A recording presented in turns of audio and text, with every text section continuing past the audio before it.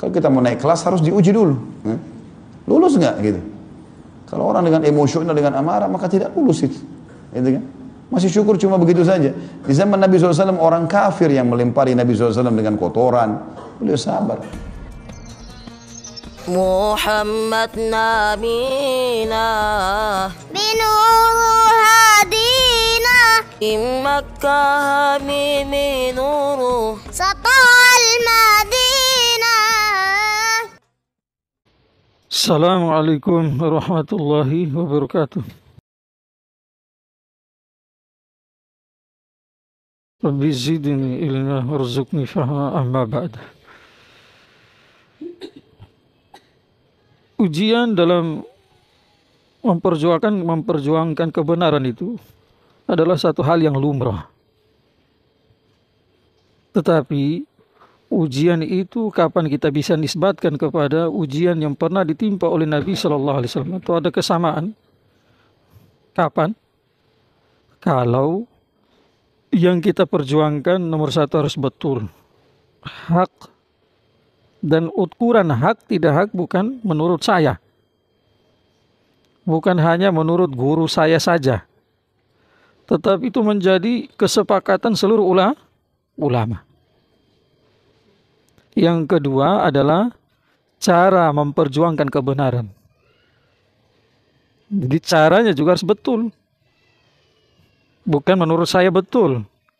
Tetapi cara itu disepakati oleh seluruh ulama. Nah, kalau dalam kita bukan Nabi, bukan Rasul, dalam memperjuangkan yang benar ada khilaf sedikit. Itulah sifat manusia, masih ada salah-salah. Setelah dua itu tadi ada, baru dalam perjuangan kalau kita diusir, kita dihina, kita dicaci, kita dimaki, dan seterusnya, maka itu menjadi satu karunia. Kita syukuri, wajib syukuri, sabar dan syukur. Belajar seperti Nabi, saat beliau dilempar, dihina, dicaci, dimaki, diludah dan seterusnya, beliau sabar, bukan doa kehancuran bagi kaumnya, umatnya, tetapi sebagaimana saat perang Uhud. Usulan datang dari sahabat, wahai Rasul, angkat tangan doa untuk hancurkan itu Abu Sufyan bersama pasukan. Tetapi Nabi angkat tangan, Allahumma hadi qaumi fa innahum la ya'lamun. Ya Allah, beri hidayah kepada kaumku karena mereka tidak tahu apa yang saya bawa. Nah, bersama dengan itu tentu istighfar. Mohon ampun, kenapa? Bisa jadi yang kita bawa betul, cara kita bawa juga, cara memperjuangkan kebenaran itu juga betul, tetapi bisa jadi ada salah-salahnya dari kita yang menyebabkan orang tidak suka, orang mengusir kita, orang macam-macam. Jelas ya? Kalau dua di antara ini tidak ada, satu di antara dua ini tidak ada, maka jelas-jelas ujian yang datang atau musibah itu menjadi teguran dari Allah untuk kita. Menyalahkan orang sudah tidak boleh itu sama sekali. Nah, berkaitan dengan orang-orang Wahabi yang sering diusir itu, walaupun saya tekankan kami tidak ada kebencian pribadi, hasad, iri, naudzubillah, tidak ada. Bahkan sebisanya kami doakan kebaikan, semoga bisa kembali ke jalan yang lurus. Akidah mereka menjadi satu ijma, kesepakatan mujassimah musyabbihah, dan itu bukan hanya klaim ulama zaman dulu.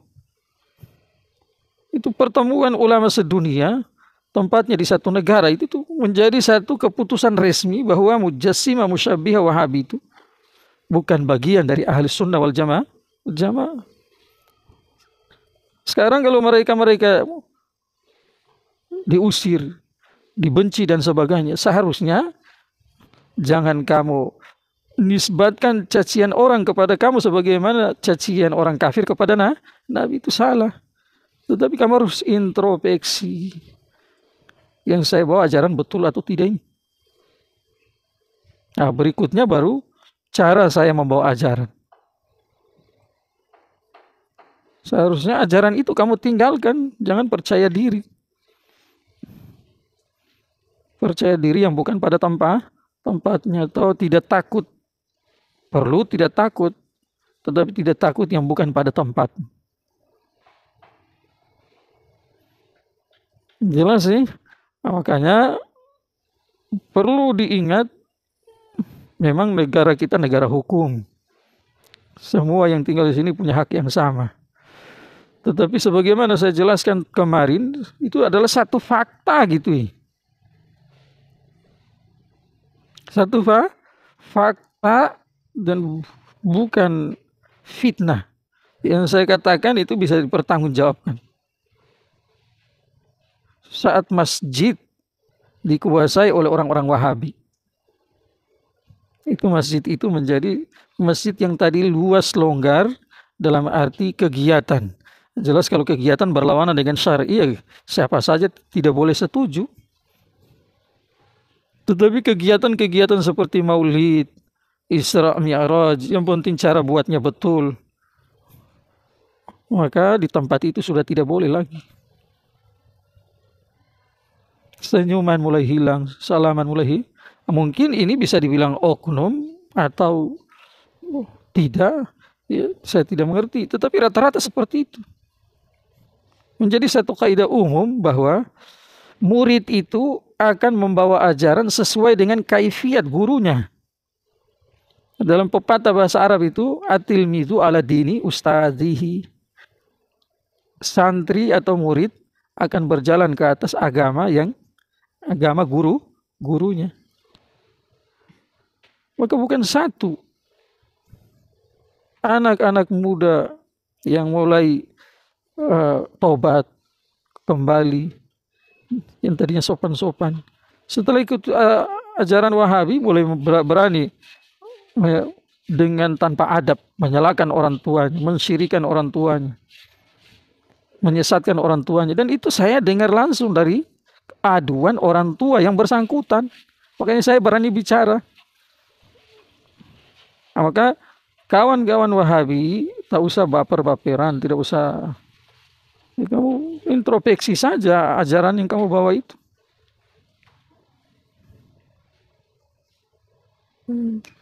Seharusnya kamu tinggalkan itu, wajib kamu tinggalkan. Karena taruhannya adalah apa?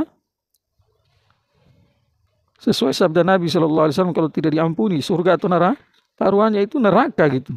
Maka masa kita mau diam saja? Cuma ya kalau ada yang mengusir ya mau bikin. Semoga ke depan bagaimana disikapi dengan cara yang bagaimana lah yang lebih wajar lah.